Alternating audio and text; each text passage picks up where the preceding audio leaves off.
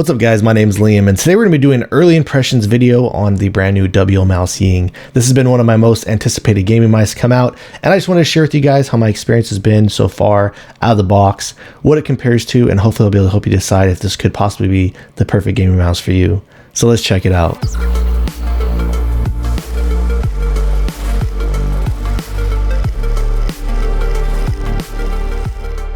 And before we get started today, I did want to let you know that this was sent out to me. However, everything you'll be hearing in this video is going to be my own words and my own opinions. So included inside of the box, I did just want to briefly share what the boxing experience has been like this with you guys. It's pretty much the same that, or at least that I remember that it was with the sword.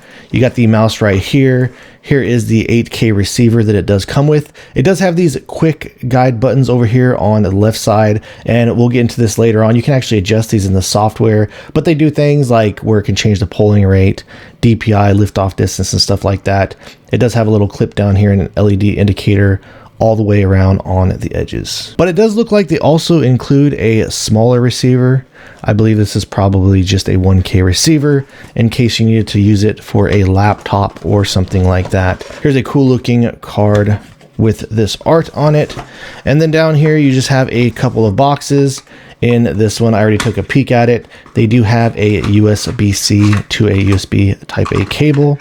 And then over here they have this little booklet inside.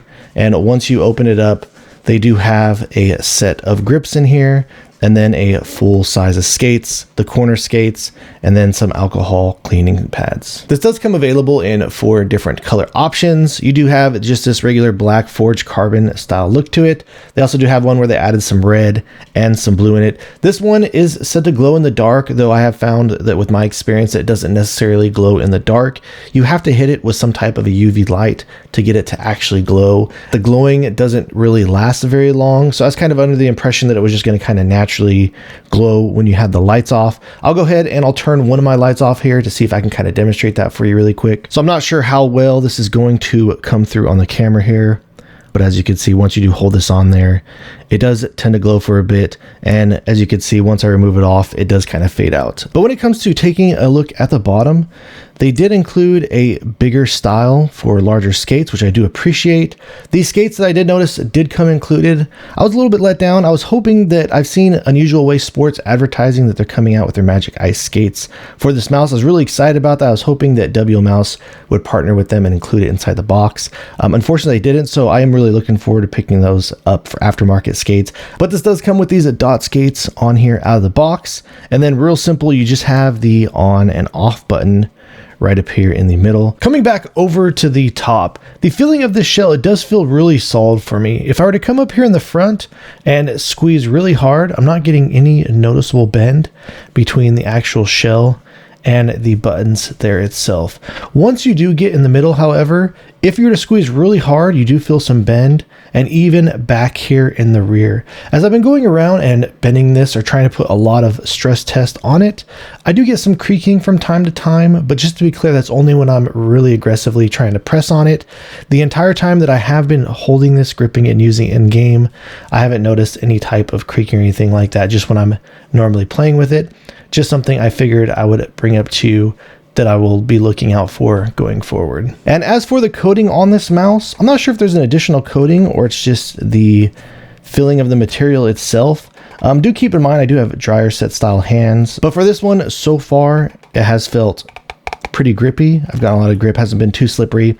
I've even messed around with getting my hands wet, even to give them a little bit of a lick there, and it does make it a little bit more slippery, but I do still feel like I'm getting a good amount of grip there. For mouse 1 and 2, they do have 2 different options. You can either get the TTC switches or the Omron opticals. I do prefer the Omron opticals myself. They do feel a little bit lighter and easier to click.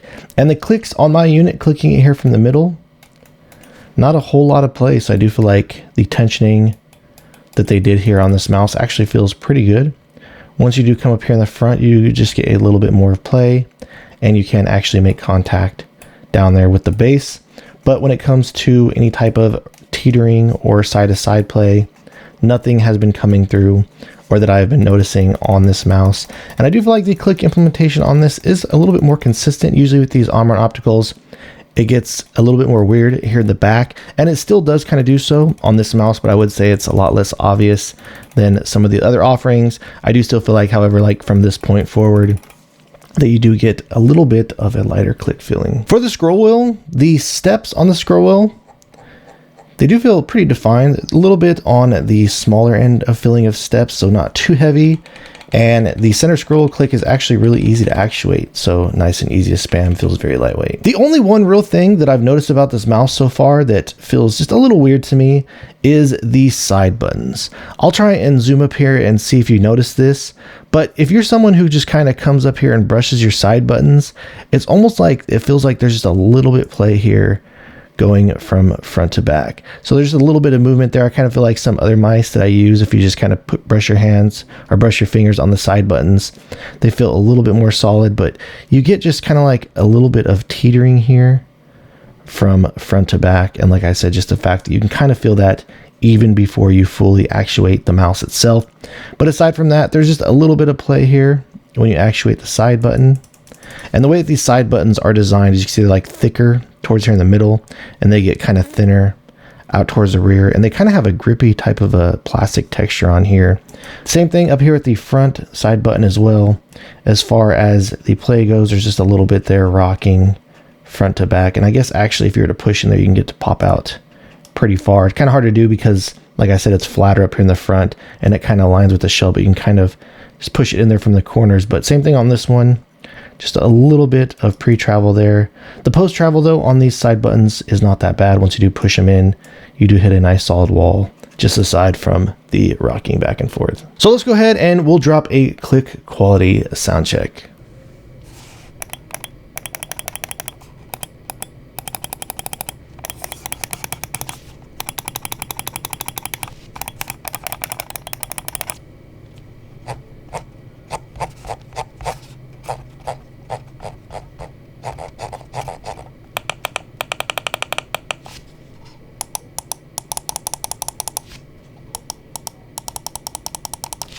And when it comes to the weight and balance, using it with the dot skates, how it comes out of the box, everything about the balance on this has felt spot on for me.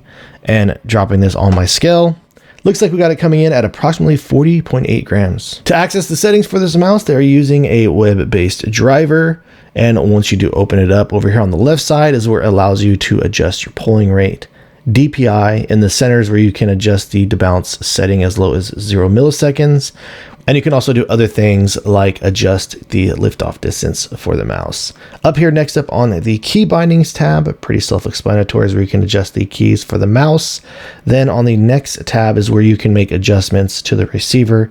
So here is the default layout for this mouse. And if you click on any one of these tabs here, you can rearrange this however you choose to do so, or add some of these additional other options. On this next tab, you are able to adjust the lighting for the dongle itself. And then finally over here on the final page, they do have a macro editor. For the performance, everything on this has been feeling really solid so far. I've always gotten really solid results with these WLmouse mice. And when it comes to the shape, I've really been enjoying this shape a lot.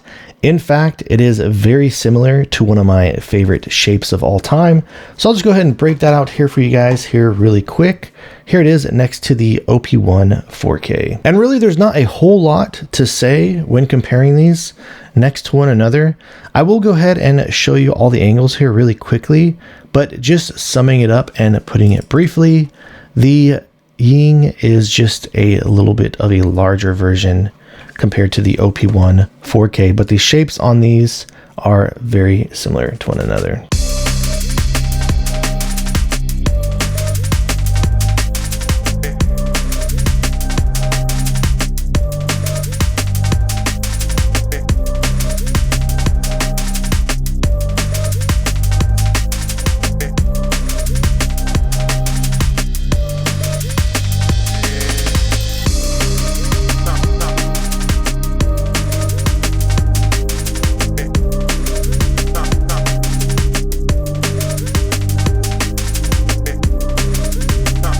Alright guys, so that about wraps things up on the WLmouse Ying. And so far my first impressions of this is that I am really happy with it. And I am really impressed with what they were able to do so far. There are those minor things in here with the side buttons. Maybe I'll open this up later on and see why mine do feel a little bit more loose. And the glowing on the shell when you have your lights off is just a little bit of a letdown for me. But aside from that, I am really a huge fan of this shape. And the feeling of this mouse has been working out well for me so far. Like I said, it has been a very short time, so I will have to wait and see how things are going to pan out in the future, and if anything different were to come up from how my initial experience has gone, I'll definitely make sure to let you guys know. So if you have any questions or feel like I left anything out, please let me know down in the comments below. If you've enjoyed watching this video and are interested in seeing more videos like this in the future, please drop this video a like and subscribe to my channel, and thank you guys so much for watching. I look forward to seeing you in the next one.